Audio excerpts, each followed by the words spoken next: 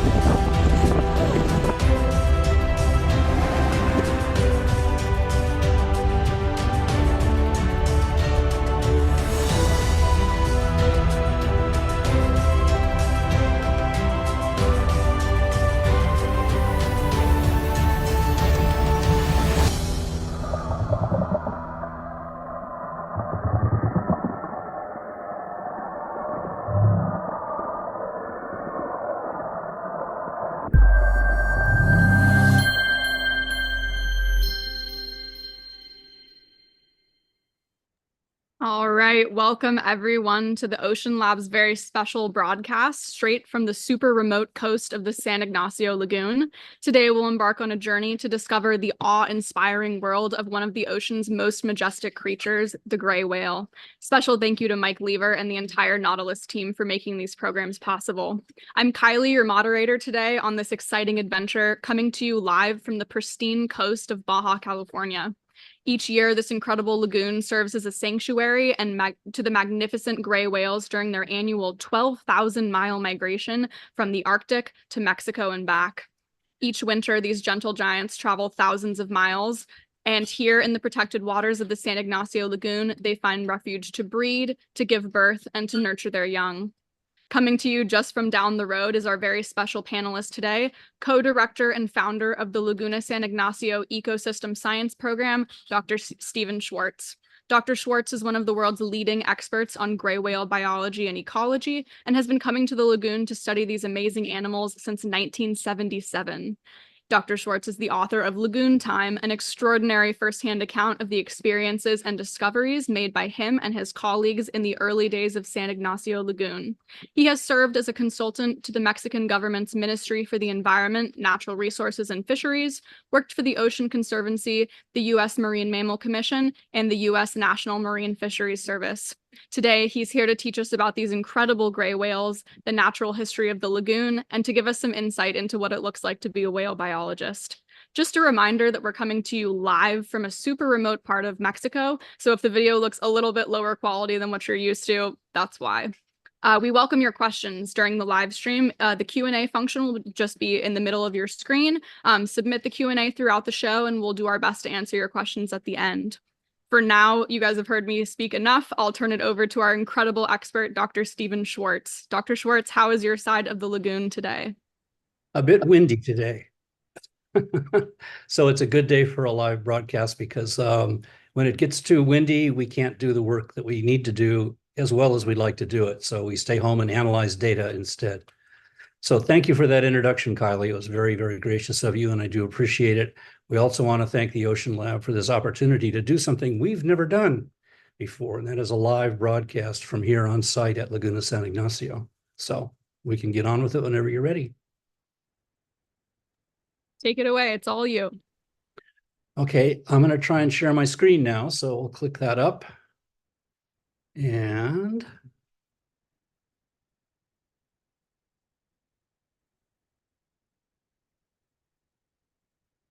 slideshow, play from start. There we go.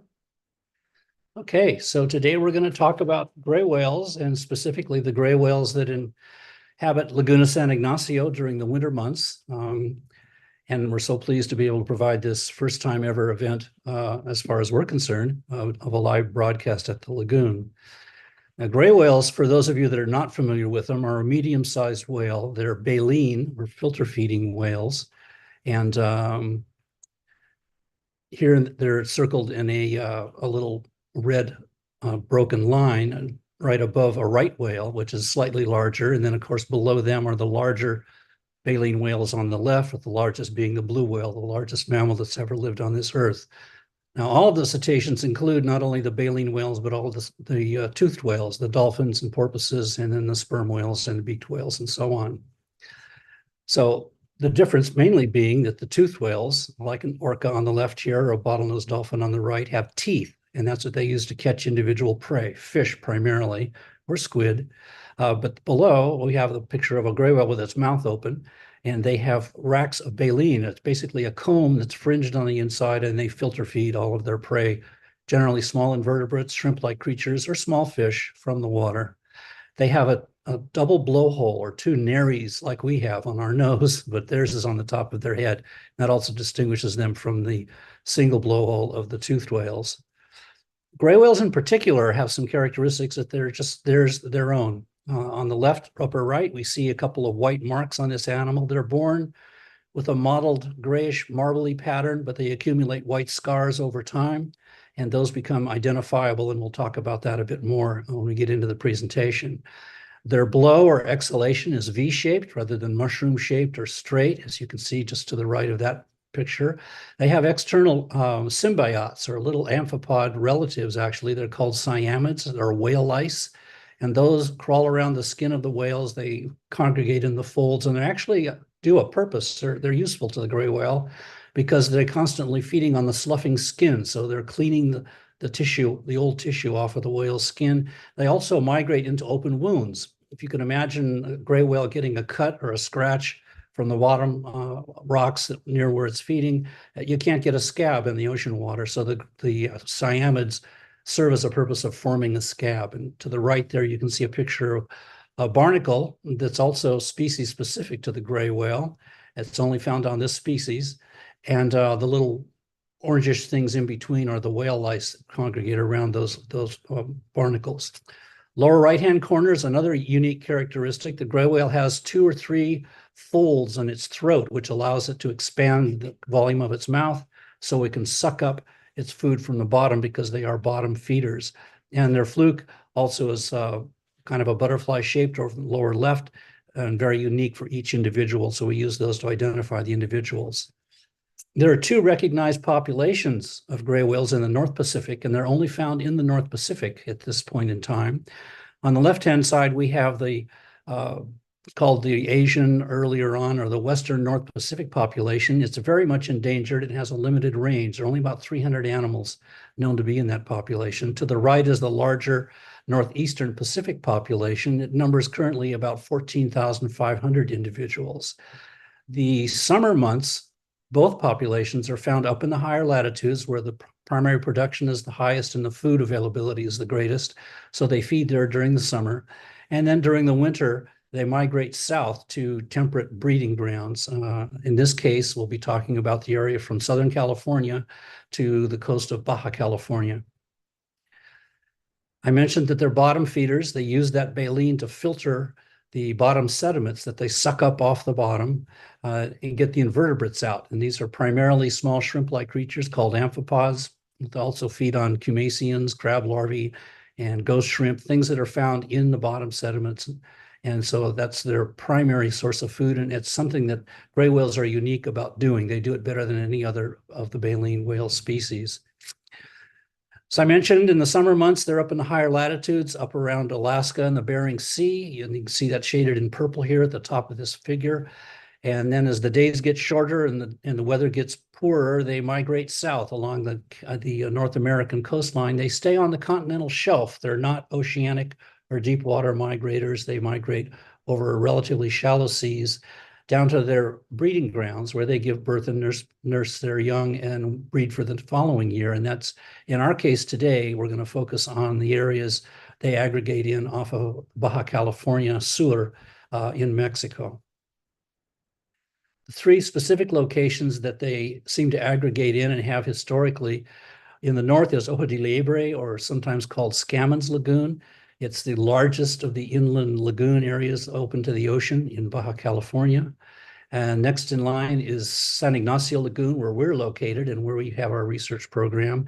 And then the third area of aggregation is Bahia Magdalena to the south, which is a series of coastal lagoons separated by offshore islands. And the gray whales use these three areas each winter to aggregate and to come together to breed. So here's an aerial shot, satellite shot, of San Ignacio Lagoon. You'll see that it has some barrier islands out in front, protecting it from the ocean swells. Once you get inside, it's a long, narrow river or underwater canyon that the whales occupy. They're protected from storm surge, and this way the waters are calmer, a lot more conducive to taking care of a newborn calf, a newborn gray whale calf, and the breeding activities of the adult females and males. This is where we have our research station, and this is it. We live in tents while we're down here from mid-January until early April. So when we're not here, our tents are gone and we leave only footprints. We're solar powered and wind powered. Generally, we have a lot of wind and a lot of sun, and that keeps our off the grid electrical system so we can work day and night while we're down here at the lagoon. So gray whales is the topic of today. So we'll start off by covering the three major activities that we're involved in here in Laguna San Ignacio. One, we do a weekly, or we try to, if the weather permits us, a weekly count of how many whales are utilizing the lagoon habitat. And we do this, if you look at the figure on the left, we start in the northern part of the lagoon, and we run a GPS guided transect line or survey line down the middle of that deep water that I mentioned a moment ago, and count all the whales that we see along the way. We can only control the number of people looking and how fast we go, so we keep our speed at such that it maximizes the probability that a whale will surface and the observers will be able to see it as we move through that portion of the lagoon. And these are the kind of numbers we get. If we look on the far left, the bottom axis is the date. January 15th is the far left, and April 9th is the far right. These different colors are for different years, and you can see the numbers. The whales all just start arriving here in middle to early January. The numbers increase to the maximum numbers each winter, the last week in February to the first parts of March, and then they start to decline as the whales leave. And the first whales to leave are the females that have just mated and hopefully conceived, and they'll need to gestate a calf. Their pregnancy lasts about 12 months. So they'll leave here, go up to the Arctic, spend a summer feeding, and then return back down here in order to give birth to that calf a year from the year that they bred. The other half of the females have already bred the previous year, and they're usually giving birth to a calf, either the last part of the migration or when they get down off of Baja California, and they're the last to leave. And so those are the animals that we see on the far hand right as the numbers trickle down. These are just numbers of female calf pairs seen in Laguna San Ignacio, and I'll draw your attention to the topmost lines. They're years when we had what we would refer to as a normal or regular number of calves being born in the lagoon. And they average anywhere from 60 to 70 or more mothers with calves seen in the lagoon. But beginning in 2018, we saw a decline in the numbers of calves, and that's persisted over the past 5 years in what's been called related to an unusual mortality event. And we'll get into some details on that a little bit further in the talk, but I wanted to show you the kind of data that we get from those surveys that allow us to look at the relative numbers or abundance of females with calves in the lagoon at any one time during the season. The second activity that we're involved in is focused, no pun intended, on photographic identification. Digital photography is a real effective methodology for identifying those whales. If you look at the bottom of this figure, you'll see 3 examples of the kinds of patterns that are unique to each individual gray whale. They're like fingerprints. They're permanent marks. And if we can get a good picture of the left and the right-hand side, we can identify a whale during the season, the first time we see it, And then the last time we see that particular individual gives us an estimate of the duration of stay in this particular breeding and calving lagoon that whale has spent here. By comparing pictures year from year, we can see fidelity, or how many of those individuals come back to the same place. And that gives us an idea of their distribution in time as they move up and down the Baja California coast. If it's a female, we see her with a calf, and then we see her without a calf, and then again with a calf over and over again. We can develop what's called a calving interval index, which tells us how often she reproduces. And collectively, with all the females in the population, it's a measure of the primary production potential of that population of whales. So it's an index of the health and reproductive condition of the whales. I briefly mentioned, I'll go back, by comparing pictures to the north and the south of us, we can tell how many of our whales move from lagoon to lagoon. And if we first photograph an animal early on and rephotograph that animal years later, we can get an estimate of minimum age. And I've got some examples of that coming up. Right now, I'll point out some of the results from the photo ID. As it turns out, females with calves are the ones we see most frequently, repeatedly.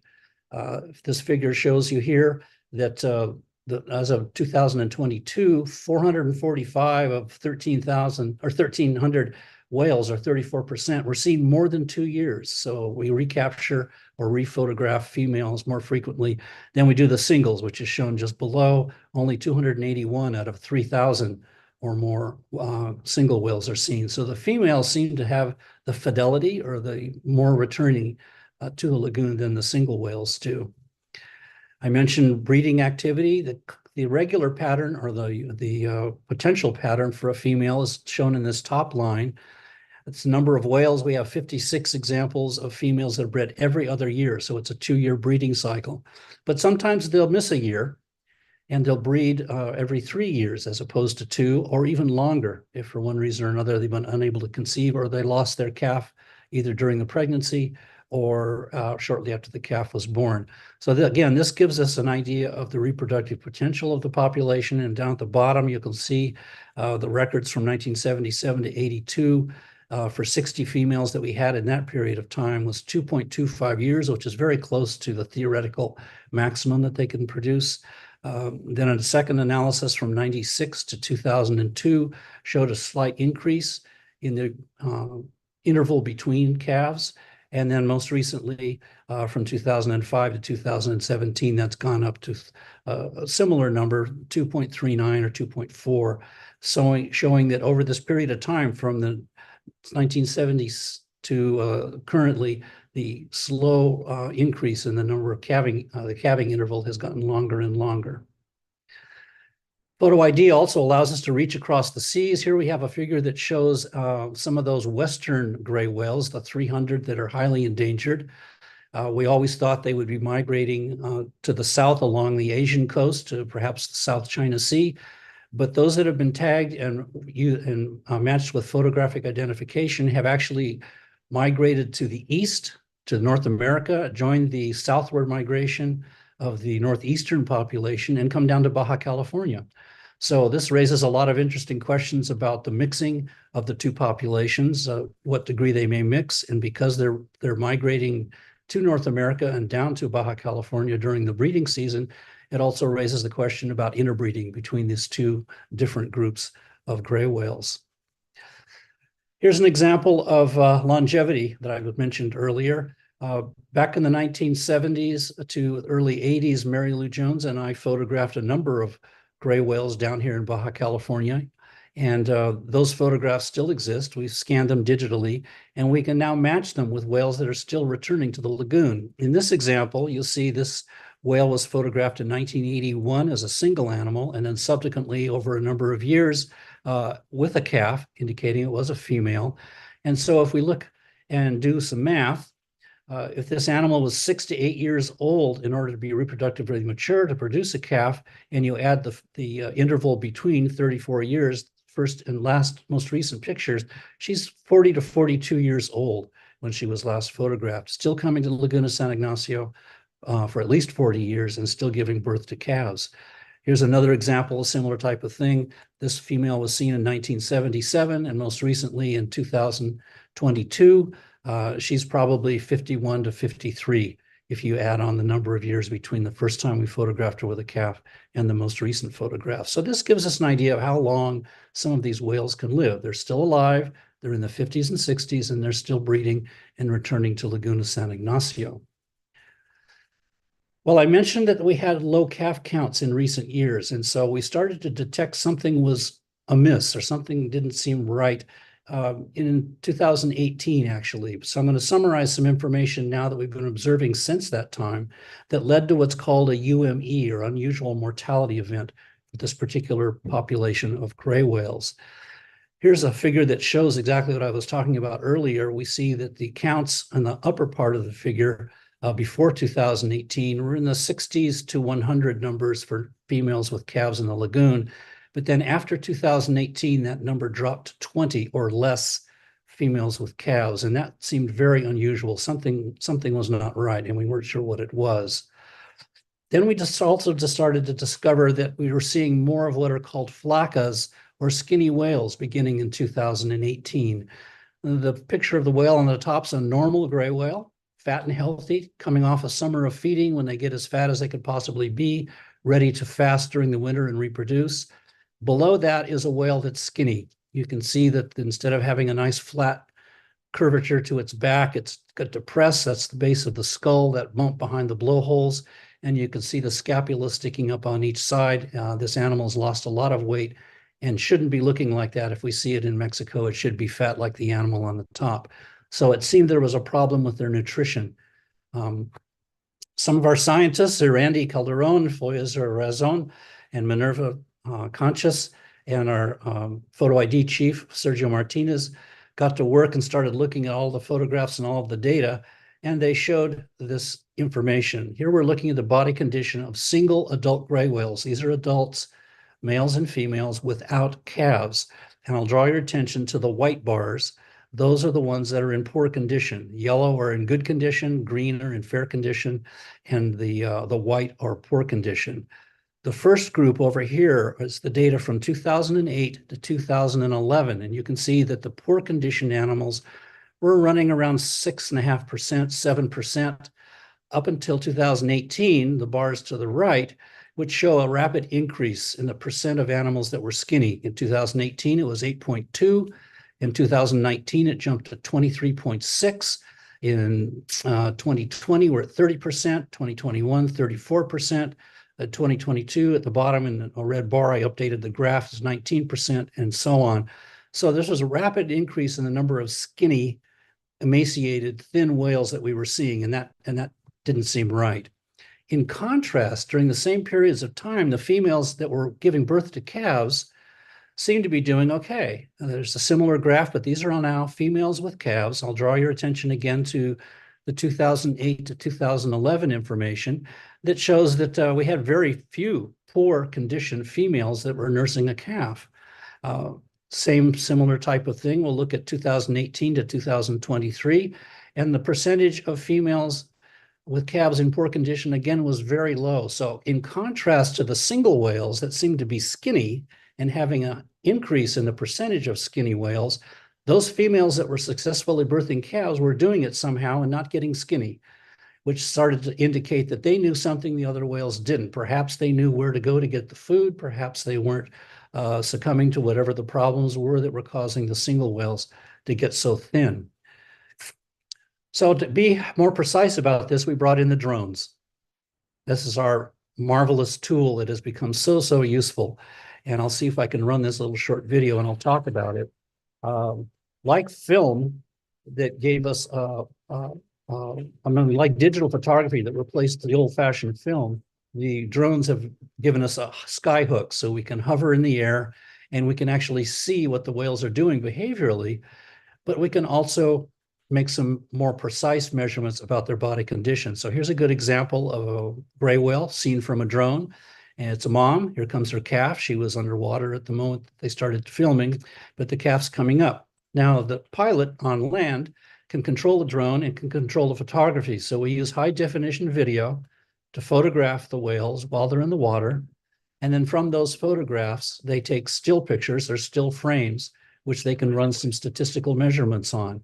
And this way we can identify the or evaluate the body condition of the whales as well as their behavior. And again, this is something that we could never see really from the boat. If you're down on the water level looking at them horizontally, you can't see the interaction, for example, between this napping mom and her calf who's probably wanting a snack. So he's going to nuzzle up to mom and try and wake her up and see if he can get something to feed on. So these are the kinds of photographs that we get. The top picture here is of a healthy, normally shaped gray whale. This is the way we should see them coming off of a summer of feeding in the Arctic when they arrive in Mexico. Below is a skinny whale. You can see it's lost that nice fat looking shape. The ridge running along its back all the way to its tail is its spinal cord. You can see its ribs are bulging out, so it looks almost like a pregnant guppy, if you will, swollen abdomen. And you can't see the depression we saw in the earlier photograph behind the blowholes, but there's no body fat there anymore. The animal is extremely thin. So what we can do is we take those still images and we divide them up into 5% sections. And then using each of those 5% sections of width and height, we can do a little geometry and just pretend that the whale's a cylinder, okay? And so we slice it up in 5% sections. We can then sum those and estimate the mass of the whale. And we can compare that with what it should be when it's fat and what it seems to be when it's skinny. So let's look at this. On the left-hand side, we have 5 years of data for calves. And you can see the calves all start at the 0 line, which is the horizontal black line going across the screen. That's the average for all the whales that we've measured. The calves start low, and as the season progresses, their body condition increases because they're growing. They're putting on fat from their mother's milk, which is 60% in butterfat. It's one of the richest milks known in the mammal kingdom. Go all the way to the right, look at their moms as lactating females. You can see that the mom's condition decreases because she's shrinking. She's converting that body fat that she's just stored over the summer months from feeding into milk for the calf and transferring that energy to the calf. So you can see the different angle or slope of those lines as the season progresses. She goes from high, above average, down to almost below average. And the same thing with the juveniles and the adults. Those that start above average by the end of the season are now below average in their body condition. So they're losing weight. At the very bottom of this figure, I've drawn in some dotted lines, and these are the same measurements, but from dead stranded whales on the beach. And you can see that if this body condition continues to deteriorate, these juveniles and adults are going to rapidly enter that area where it would probably mean their demise. They wouldn't be able to survive being that thin. So all of a sudden in 2019, whales started stranding. Gray whales started stranding here in Baja and throughout their entire range. And this figure is from the National Oceanic and Atmospheric Administration. It shows the strandings throughout the gray whales range from Alaska all the way to Mexico. And that allowed them to declare what's called an unusual mortality event, which opened up resources, government resources, to form working groups of scientists and to respond to stranded whales on the beach to take measurements and samples and try and figure out what in the heck was going on, why these whales were dying in such great numbers. And here are the numbers. This is the 2019 to 2023 stranding records along the California, Oregon, and Washington and Alaska coasts. The black line I've drawn in is the previous 18-year stranding average. So you can see that during this period of time, 2019 to 2023, the 18-year average stranding rate was greatly exceeded, and many, many more whales were washing ashore dead, and we didn't know why. Here's a total that shows that in Canada, US, and Mexico, the number of total whales discovered stranded on the beach were 690 to date. Now, those are the ones that washed ashore. Many of them were sure died at sea and sank to the bottom of the ocean, and we never got to see them. But it gives you an indication that there was a severe mortality increase in the population. Of those animals that were investigated, the major suspect, highlighted in orange here, of more than 200 animals, was malnutrition. They were skinny. They had very little low oil content or fat content in their tissues. And basically, they just weren't getting enough food. So we published a paper on this with our drone data, and our stranding whale data that associated poor body condition with the unusual mortality event, and again was providing evidence that they weren't getting enough nutrition. So why? What seemed to be the problem? Well, as it turns out, if we talk to our friends that do oceanographic work, particularly in the North Pacific and the Arctic, they were telling us that many of the changes in the gray whale's behavior, distribution, and residency and migrations can be related to prey distribution, but that's changing in the Bering and Chukchi Seas, which are the major feeding grounds of the gray whale.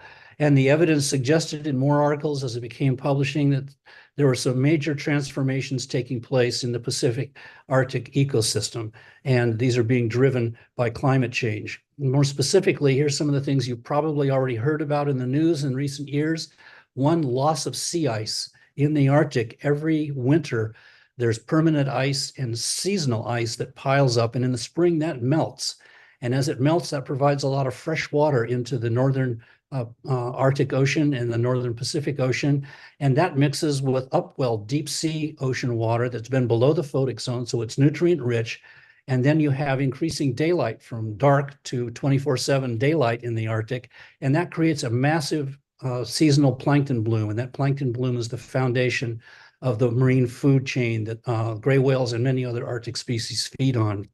We've also seen a warming of the surface temperature of the oceans, and that warming has exacerbated this melting and this plankton bloom. And the primary production, rather than zooplankton production, has increased in the Arctic, particularly in the Chukchi Seas, which is a major feeding area of the gray whale. So there's some real significant things going on in the Arctic that gray whales, as well as other Arctic species of whales, marine fish, seals, sea lions, and so on, rely upon. On the left, we have what we grew up with, and that was the benthic dominated food chain, if you will, or trophic production system. It was based on ice algae, that is algae that grew on the underside of that seasonal ice, and as the ice melted, it peeled off like big pieces of carpet and fell to the bottom of the ocean and was then fed upon and fed growing populations of invertebrates that the gray whales relied upon. With the oceanographic changes that are being documented and witnessed, we're now switching to a phytoplankton rather than an ice algae plankton-based system. And this means the plankton's not falling to the ocean floor in sheets. Instead, it's being consumed by zooplankton, the small invertebrates that run around filtering, like a gray whale would if it had amphipods, go around filtering the phytoplankton. And so the trophic level has actually changed, is now favoring pelagic fish, seabirds, other types of whales, but not the gray whale because it's not getting the bottom food that it used to get when we had a ice algae-based system. This is further documented and has been looked at to see if historically anything like this has gone on. Since the 1960s, the National Oceanic and Atmospheric Administration has done a census of the northeastern Pacific population of gray whales, and those results are here. On the left-hand side, the earliest data is from 1968, and the most recent is from 2024.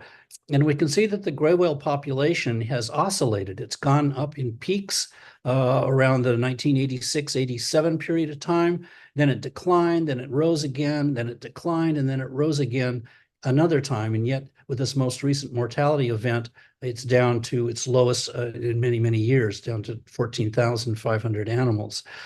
So some statisticians that do population modeling have taken those data and looked at all the different variables that would be involved in driving the dynamics, and they've identified 3 periods of time, which are indicated by these yellow arrows, in which the gray whale population reached what is known as a theoretical carrying capacity, or the most number of whales that the environment can support. The first one was a decline in the late 1980s. The second was at the turn of the century in 1999 and 2000, and the most recent, as we've been talking about today, started in 2018, 2019, and has resulted in a major decline of the gray whale population. So this is really interesting because what it shows us is there seem to be oscillations. These populations of whales, particular gray whales, seem to go through a boom and bust ecology, if you will. They do very well during periods of plenty. then something changes and they decline in their numbers, and their reproduction declines along with them. So this is something that's relatively new, and a better understanding of the dynamics of the population and what drives those dynamics with environmental factors. So with gray whales, responding to environmental conditions includes their population history, rises and falls. The feeding grounds have shifted, as we've seen from the oceanographic changes in the Arctic that change the distribution of and availability of the gray whale's food. Mortality events and decline are not unusual. They do happen. Reduction in calf production follows the reduction in breeding females. If we lose our breeding females, we have fewer calves. And then the skinny whales, we've learned, is a good way to indicate or measure, evaluate, if you will, the health of individual whales and overall the health of the population by the number of skinny whales to healthy whales that you're able to see. So what will become of the gray whale? Well, as I said, this is nothing new. This figure shows the Bering, what's called Beringia. It's the Siberian part of the Bering Strait and then the western part of Alaska. And you can see in this figure that's 21,000 years ago, there was no Bering Strait. There was no sea passage from the North Pacific into the Arctic Ocean. That was a land bridge. And we've all learned about the land bridge in school and how animals, including humans, migrated across the connection when it connected the two continents.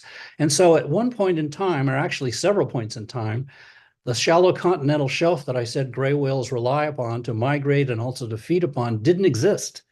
It wasn't available to them. So they had to compete with other evolving cetaceans 21,000 years ago and somehow develop ways to survive. And by doing certain things like specializing in bottom feeding that other whales were not feeding on, when those resources would become available during warming periods when the glaciers melted and the sea level rose and the Bering Strait separated the two continents, the whales were able to take and continue to utilize those resources not being utilized by other cetaceans. So in summary, I'll go through this. You don't have to read it all. I'll just talk it. Gray whale habitats are undergoing environmental change, as they always have in geologic time, and that affects their distribution of prey and their migratory habits. Gray whales recently, we've noticed, have expanded their foraging efforts by going into new areas and finding new places to feed. However, some of them have not done so well. Some of them have been unable to find enough food in the summer, and that results in the skinny whale phenomenon that we see. Gray whales have periodically also experienced these high mortalities. We saw that oscillation that the NOAA scientists were able to look at and discover from the data on the overall population size and how it oscillates over time. And we can see that the skinny whales are a definite indication that the whales are not getting enough food and their reproductive rates are going to decline. So the gray whales are experiencing changes that require shifting their foraging habits, shifting the distribution of where they go to get their food in order to make ends meet. So what about the future for the gray whales? Well, we know that they're a coastal species. They have a generalist habitat, although they do specialize in bottom feeding, but they've evolved over a dynamic continental shelf ecosystem that's changed over geologic time while they were evolving. They are responsive to this day to feeding opportunities throughout their range, and they can change their foraging methods from filter feeding off the bottom to skim feeding and even gulping like a blue whale would, but in a much smaller capacity. And they have the elabority to change from one type of feeding prey to the other. They can specialize in the amphipods on the benthic community, but they can also feed on semi-pelagic things like krill or small fish or even crab larvae. So they're flexible. And I like to say that their robustness is the reason that they've been able to survive. They are a robust species. They can roll with the punches, as it were, as the environment changes. So we don't want to say goodbye to the gray whales just yet. They're going to be around for a while. They've been around. The modern gray whale's been around for about 120,000 years. It probably will continue to deal with the ups and downs of the changes in the environment. The big take-home message here is the oceanographers and paleontologists tell us that the changes we're witnessing in our lifetime in the Arctic, in the ocean, that normally, historically, in geologic past have occurred over hundreds of years, perhaps even thousands of years. What we're witnessing now are those same types of changes, but in decades. which is an acceleration that's never been described before and is something that we should be concerned about. Well, I'm going to take and wrap up here. Maybe we can field some questions. I want to thank all of our sponsors that fund our research here in Baja California Sur, Mexico, our affiliation with the Autonomous University of Baja California Sur. And without all of these people for their support, we would not be able to do the work that we do. And these are the people that do the work. There's a cast of hundreds of students, master's and PhD candidate students, undergraduates, and our colleagues in various disciplines, marine science, in various fields that have done all of the work here since 2006. And we're very, very pleased and proud of their accomplishments. So with that, Kylie, I'll bat the ping pong ball back to you and we can try and field some questions. Amazing. First and foremost, thank you so much, Dr. Swartz. It's incredible to hear from someone who truly lives and breathes the gray whales. And I know that you've been here since 1977, if I have that date correct. So really, really, truly amazing. And we're grateful to have you on today. Let's start with some questions. We know about the U.S. Marine Mammal Protection Act. What kind of protections are going on in Mexico, specifically in the San Ignacio Lagoon, but also you spoke of the adjacent lagoons as well. What's going on with these mortality rates? And we have climate change. What are things that Mexico is doing to help protect the whales? Well, like the U.S. Marine Mammal Protection Act, marine mammals in Mexican waters are federally protected in Mexico.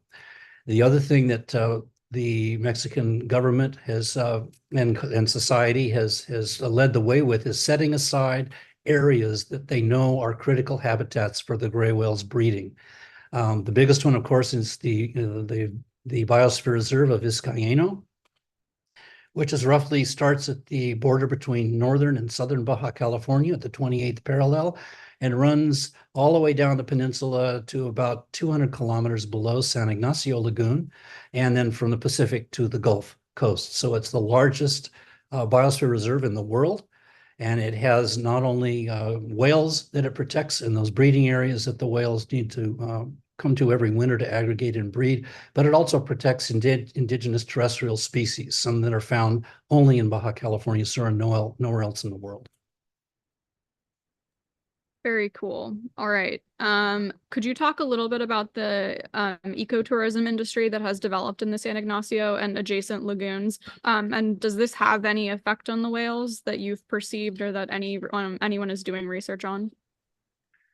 Well, we aren't directly involved in ecotourism activities, but we do monitor them. And the main way that we monitor them in San Ignacio, but also in Bahia Magdalena, is we run the surveys that we do, where we look at the distribution of the whales and the number of the whales, and then we can compare that with the distribution of the whale watching and the whale watching activities, which, like the whales, start off slow each season and reach a peak at mid-season and then decline as the whales leave.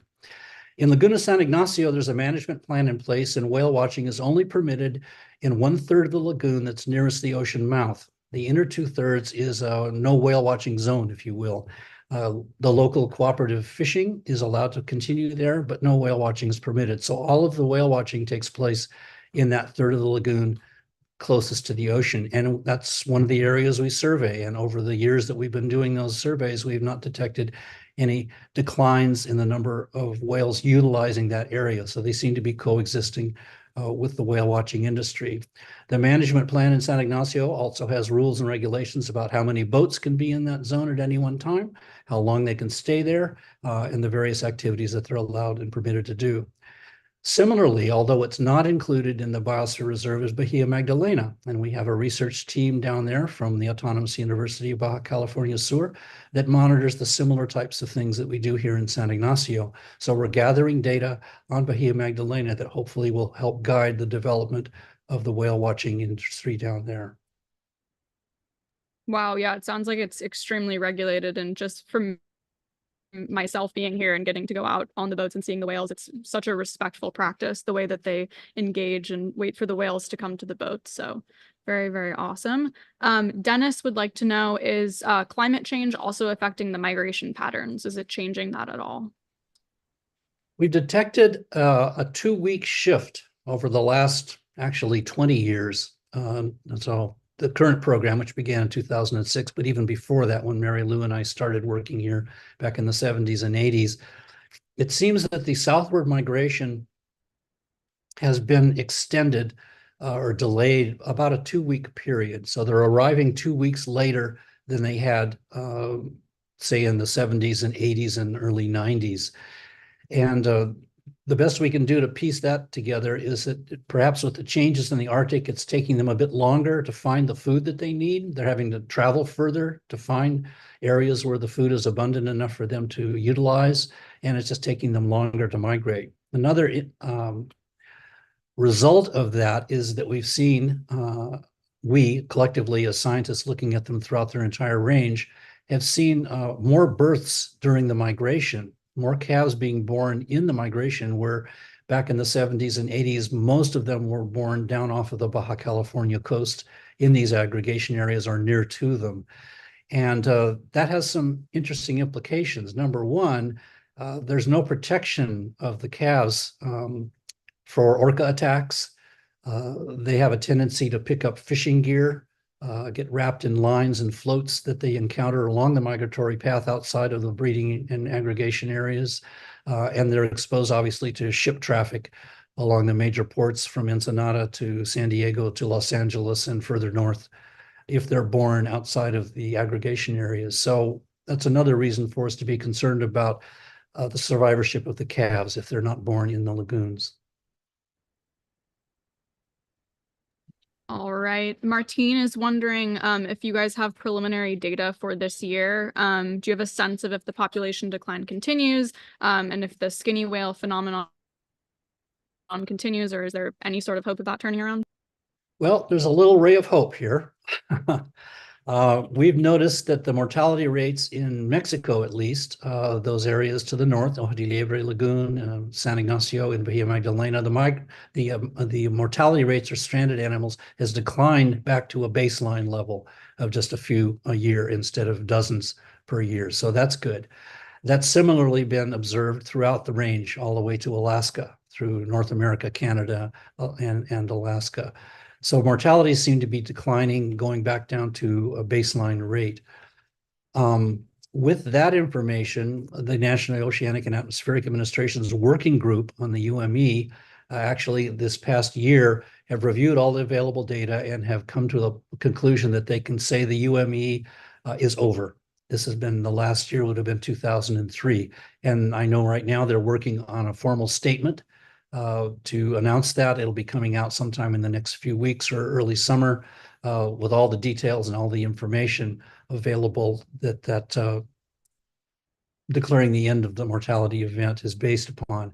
If you go to Google and you Google gray whale unusual mortality event, it'll bring up the NOAA website, and it has all of the background and information on it that the working group has been able to acquire during the past 4 years. So there's a lot of stuff there to digest and take a look at. Great.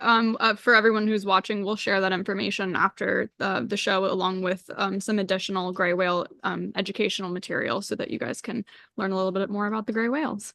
Dr. Swartz, I know that we have a number of classrooms watching, so we do have some questions from some younger viewers. Great. So let's start with, we have a couple of very cute questions. Do whales have feelings? Do whales have feelings? I wish I knew, but I'm not a whale. So I can't really say for sure. Let me say this, they like some things, and when they're very young, they explore, like all young mammals do, their environment. We've seen calves playing with floating objects like old mangrove trees or balls of seaweed. And in the case of the whales in Laguna San Ignacio, they'll come up and approach a boat that has an outboard motor on it that's making sounds that they can hear, and they'll be curious about it and come over and take a look at it. Sometimes their mom will let them do that, and other times mom will say no, and she'll steer the calf away. So they do seem to have an association with their moms when they're young. And as they get older and begin to breed, they like to be very close to one another in touch. They're very tactile, or they like to rub and bump. It's kind of like a puppy coming up to you and leaning on your leg and wanting you to pet it. And once you start petting it, next thing you know, it's sitting in your lap. Okay, well, the gray whales don't sit in our laps, but they are curious, and watching them, particularly from the drones in that little clip that I showed, they're always touching each other, always coming up and making physical contact. So I suspect that can be interpreted as having a feeling of confidence, a feeling of safety.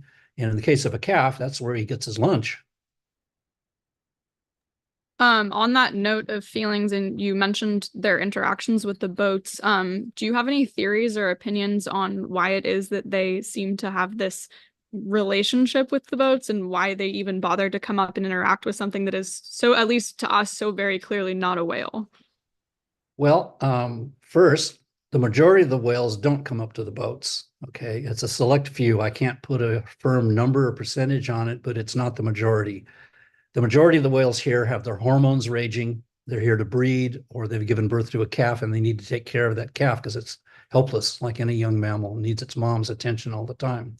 But for those that do show this curiosity, we'll call it, I already mentioned one thing. The boat makes a sound. It makes low frequency sounds, and gray whales vocalize. They have at least 12 or more unique sounds that they make that only the whales can understand.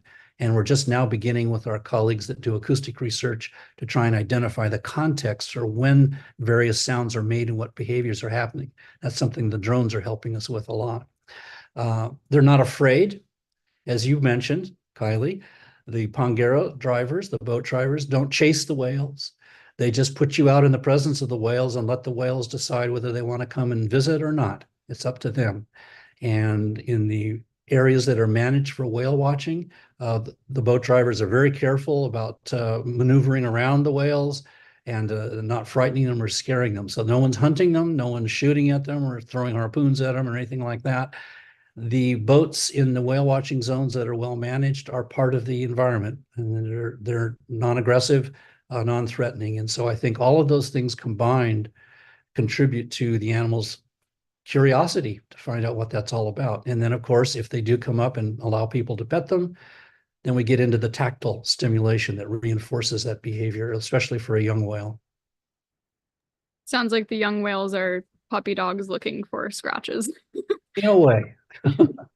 All right, we have a question about entanglements. Someone is wondering, are there regulations in Mexico designed to limit certain types of fishing efforts during times of high whale presence or in general? In the aggregation areas, there are, yes. During the non-whale months, which is basically late December to early April, the local fishermen are allowed to use fish traps, crab traps, lobster traps, cages that have a float line and then a float going to the surface so they can be lowered down to catch the marine life and then brought back up so they can harvest the species in question. Those types of gear and gill nets are not allowed in open water during the aggregation season.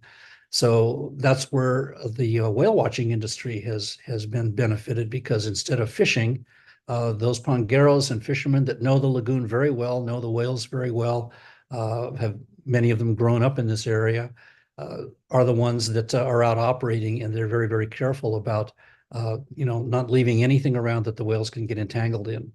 However, as I mentioned, on the outer coast, we've had a number of incidents over the years where, unfortunately, a calf, again, probably because it's the curious one, will come into the lagoon with its mom, but it's dragging a float line.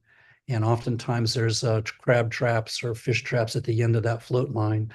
There is a disentanglement network throughout Baja California, Norte and Sur, and people that are trained, including the team here, can respond to that. And we've been fortunate over the years to remove a number of float lines and traps from young whales, both juveniles, adults, and calves. So if we have the opportunity and the whale will allow us, we can get that gear off of it and save it from a terrible, terrible demise. But they do get gear from outside of the protected areas where fishing is still allowed to continue. Okay. We have a time for a couple more questions. This one did come from the younger groups, but I do think that it is a bit of a poignant question. Some of the kids were wondering, do whales have friends? Which kind of leads us into, do the gray whales have any sort of family structure or community structure? They don't appear to. They seem to be more solitary, except the relationship between a mother and its calf, which lasts, a little less than a year. Okay. And then they separate and the calf is on its own.